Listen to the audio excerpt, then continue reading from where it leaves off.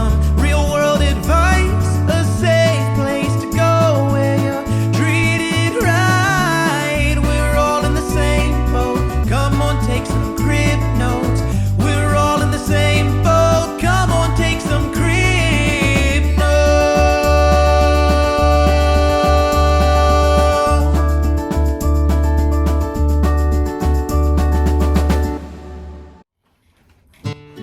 Hi, I'm Kaylee. And I'm Cait. And this is Crib Notes. And we're nurse practitioners specializing in pediatric healthcare, here to give you reliable, real-world advice to make caring for your child a little bit easier. Today we're going to talk about kindergarten readiness, which is actually sort of a controversial topic. Some people believe that all children should meet certain developmental milestones before entering kindergarten. And others believe that regardless of developmental progress, all children should enter kindergarten at the age of 5.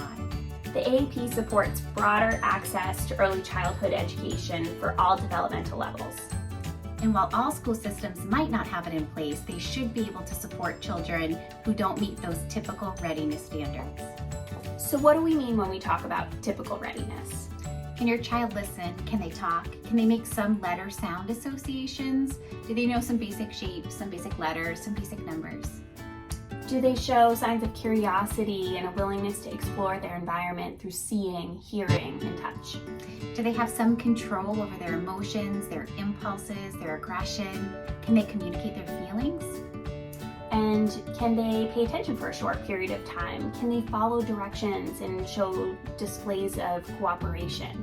Do they show signs of empathy towards others? So what do you do if your kids don't meet these readiness standards? Should you hold your kid back a year?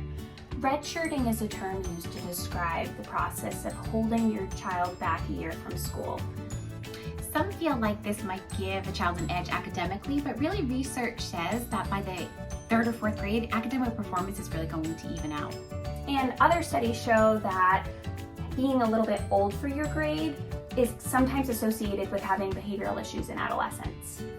And I can share my personal experience with my daughter Emily, who turned 6 this past August 2nd.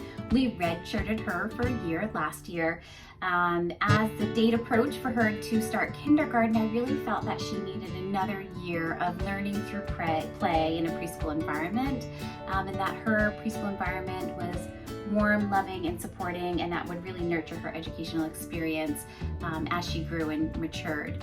And a year later, I'm confident that we made the right decision, and she's certainly ready to enter kindergarten.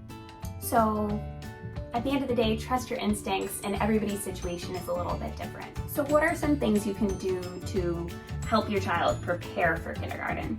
What we know is that children learn best through play. So providing some structured play settings for children to learn from is really important, giving them some tactile, hands-on experiences. We know that children learn through exploring all of their different senses. So to provide some opportunities to explore this is wonderful for kids. And it doesn't have to be a structured environment. It doesn't right? have to be, right. It doesn't have to be a structured preschool setting. But if you have kind of kept your kid in a bubble because of the pandemic, it might be a good idea to consider like a play pod or a small safe group where kids can socialize with other kids. And it's also really important to avoid screen time. We live in the real world and we know that that's not 100% realistic all of the time, but the less you can give your preschool age or younger child, the better, especially before 18 months. So if you aren't sure where your child stands in terms of kindergarten readiness, talk to us. Talk to your pediatric healthcare provider, talk to the preschool teacher, talk to the incoming kindergarten teacher. We are all willing and happy to have conversations about your child's development and whether they're ready to start kindergarten. And always remember, your child's care is nuanced by their unique physical makeup, as well as your family's particular social, economic, and environmental situation. For that reason, you should always consult your own pediatric providers when making decisions about your child's care. Thanks for watching this episode of Crib Notes. Don't forget to like and subscribe. And please, if you have any questions about your own kiddo, leave them in the comments so we can try and answer them in our next videos. Bye. Bye.